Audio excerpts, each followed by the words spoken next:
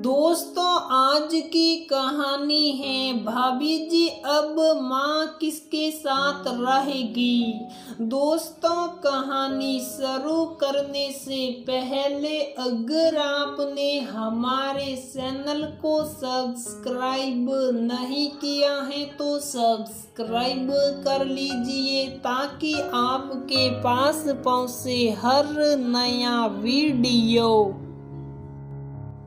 Niket office में काम कर रहा था, तभी शाम के लगभग 4 बजे उसके गांव से फोन आया।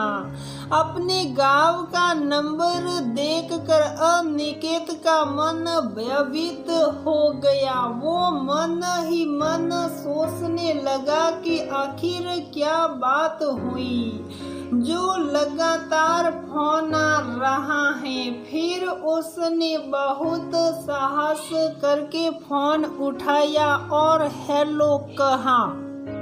तभी दूसरी तरफ से गांव के ही निकेत के एक मित्र ने बताया कि सुबह तुम्हारे पापा का देहांत हो चुका है।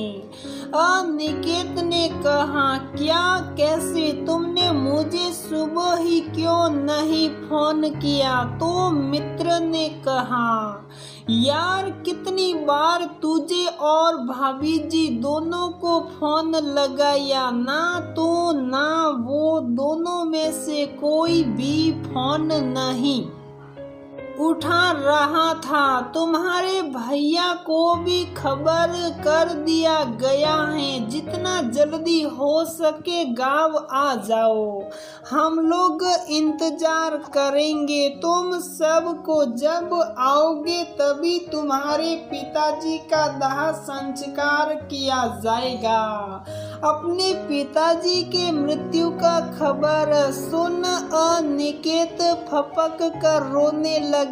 ऑफिस के बालकनी में जाकर खूब रोया।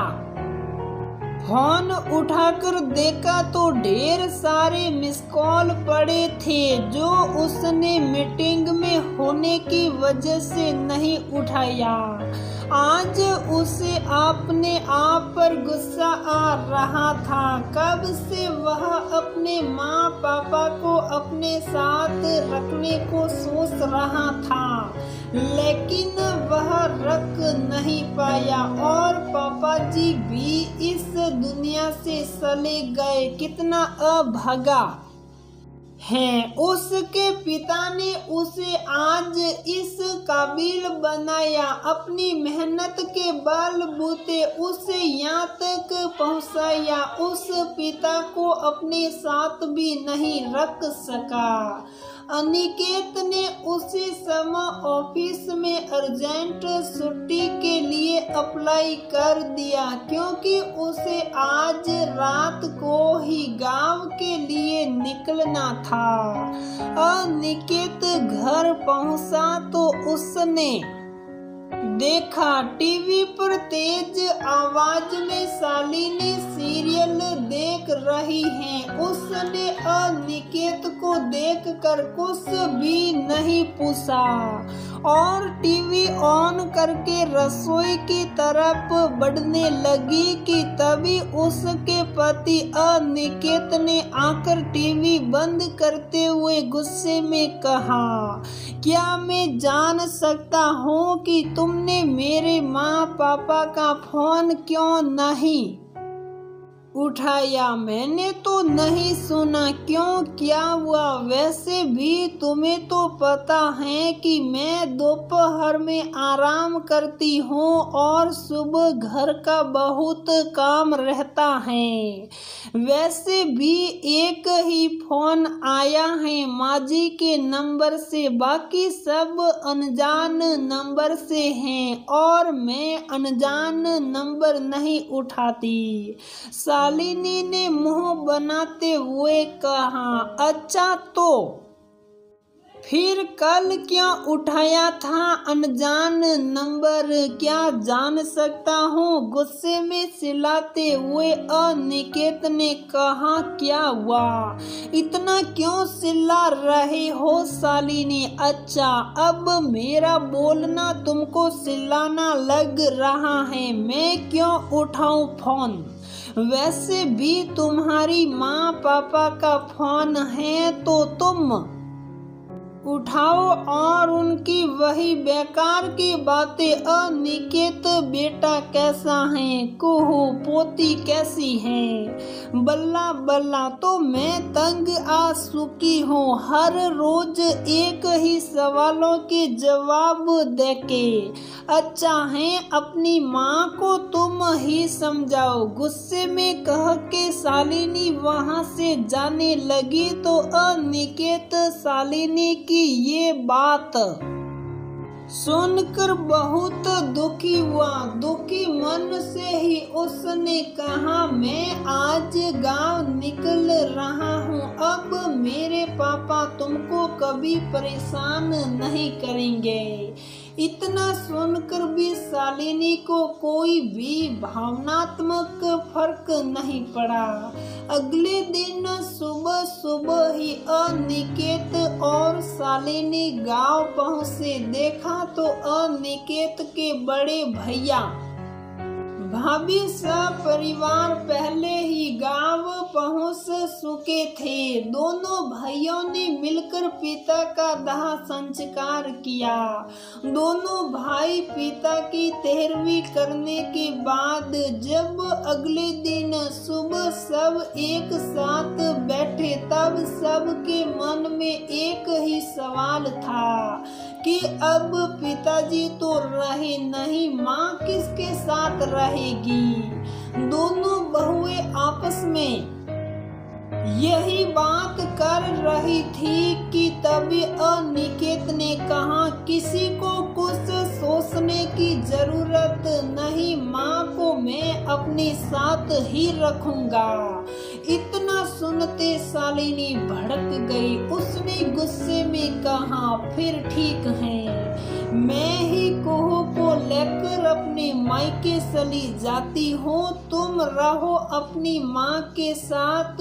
इसी दिन के लिए मुझसे लव मैरिज की थी, तब तो मेरे आगे पीछे घूमते रहते थे। शालिनी की बात सुनते अनिकेत फिर चुप हो गया। उसके बाद फिर दोनों भाइयों में यही फैसला हुआ, 6 महीने दोनों माँ को अपने पास रखेंगे। ये बात बताने जब दोनों भाई और बहुएं अपनी माँ के पास कमरे में गए तो वो चारपाई पर बाई करवट लेटी हुई थी।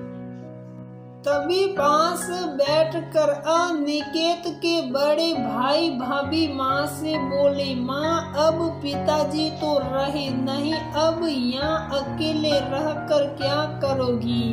सब बोले जा रहे थे, लेकिन उनकी तरफ से कोई प्रति उत्तर ना मिलने से जब उन लोगों ने उनको हिलाया तो पता चला कि अब वो भी जीवित नहीं है। महज कुछ दिनों में ही दोनों भाइयों ने माँ पापा दोनों को खो दिया। आज दोनों बेटों और बहुओं को अपनी गलती का एहसास हो चुका था। शालिनी अंदर कमरे में अनिकेत के पास जाती हैं और अनिकेत से कहती हैं, अनिकेत मुझे माफ कर दो। तब अनिकेत ने शालिनी से कहा, शालिनी हमारे लिए तो हम दोनों के माँ पापा एक समान होने चाहिए, है ना? तुम्हारा और मेरा नहीं। इन 7 सालों में मैंने कभी इस बात को तवज्जो नहीं दी क्योंकि घर में शांति बनी रहे, लेकिन तुम्हारी बातों ने मेरे साथ साथ मेरी माँ पापा के सम्मान को भी ठेस पहुँचाया। वो हमसे दूर रहते थे तो चिंता होना स्वाभाविक था।